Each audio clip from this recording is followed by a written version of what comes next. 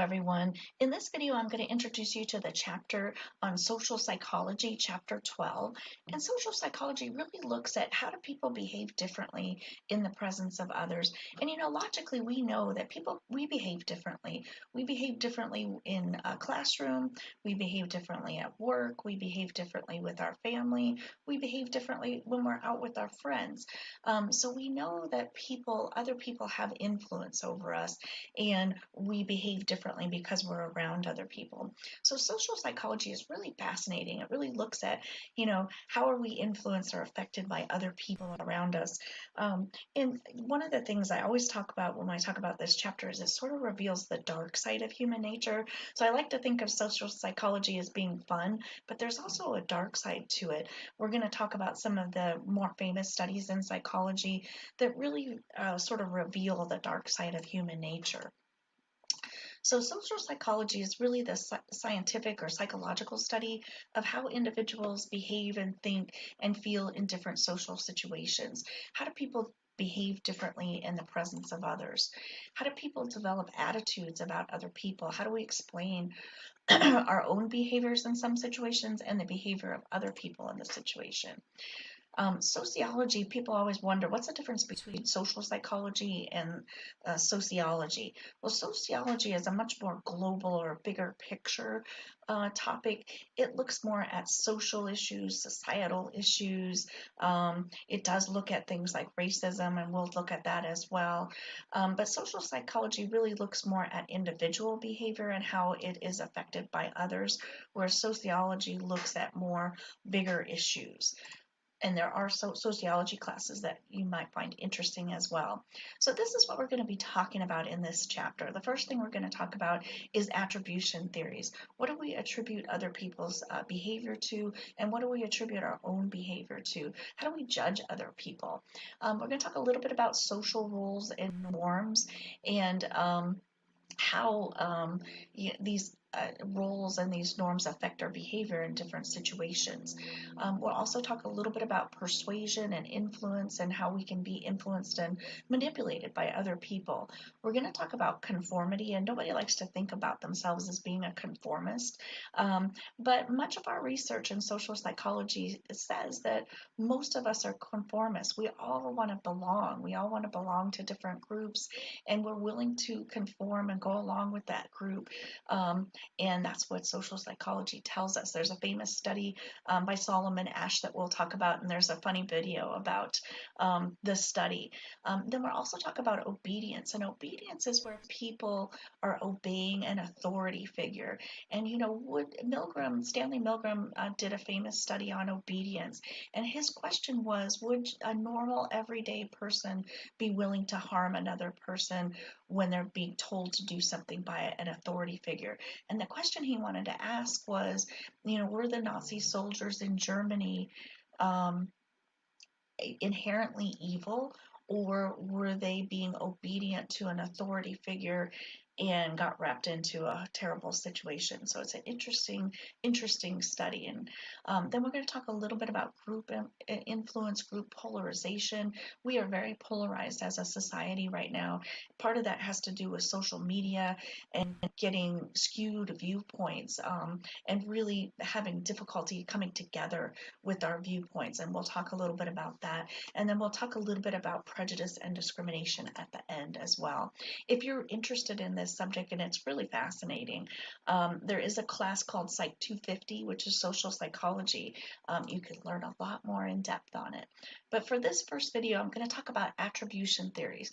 So attribution theory is what do we attribute other people's behavior to? So think about it as attribute. We know what attribute means. So attribution theory is, what do we attribute behaviors to? Why do other people do the things that they do? Why is this guy screaming? Did somebody just cut him off in traffic? Did he just get in a bad accident? Is he just a jerk? Is he just amped up about something that somebody else is doing? We don't really know. So the fundamental attribution error is something they talk about a lot in social psychology.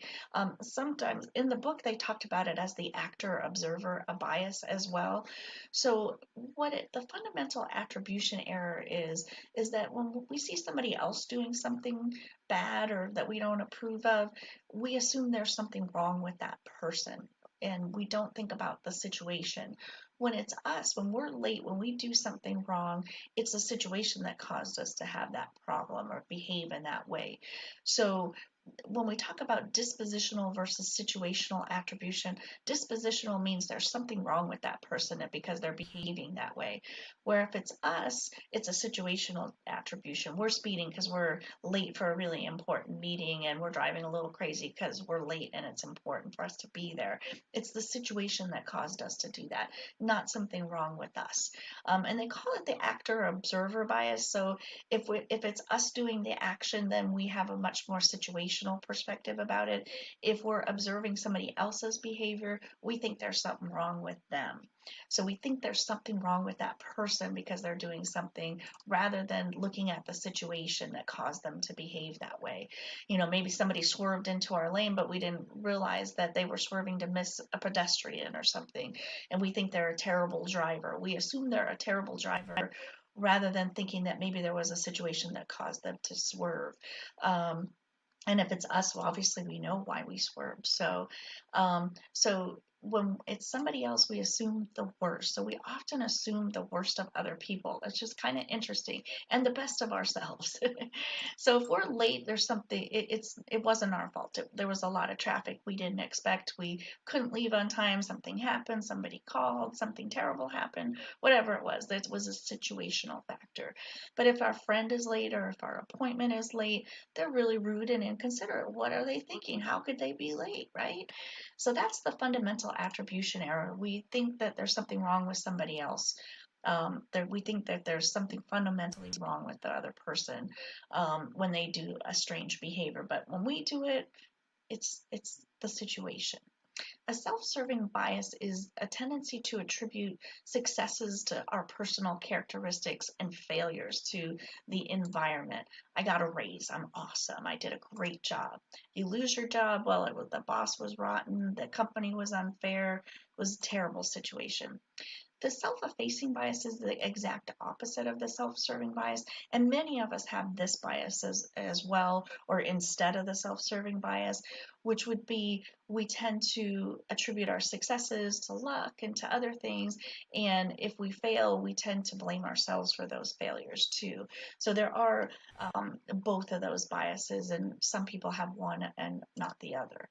The just world hypothesis is this idea that the world is a fair place. And we all know that the world is not a fair place, but we like to believe that it's a fair place. And so this is a hypothesis that most people hold to be true. We think that people get what they deserve in life. So when somebody is homeless, we think, well, they made bad choices, they used drugs and alcohol, and that's why they're homeless. But we don't really think about all the other possible factors as well. Many people who are homeless are mentally ill.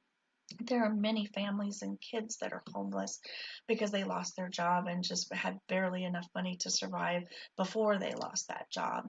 So, but we like to believe that bad things happen to bad people and good things happen to good people.